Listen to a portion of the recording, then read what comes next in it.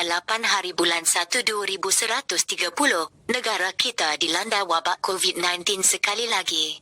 Ini berlaku apabila seorang wanita yang berusia 35 tahun dijangkiti virus itu di sebuah restoran makanan laut di Langkawi. Kerajaan negeri Kedah telah mengambil tindakan untuk menghalang wabak itu tersebar sekali lagi.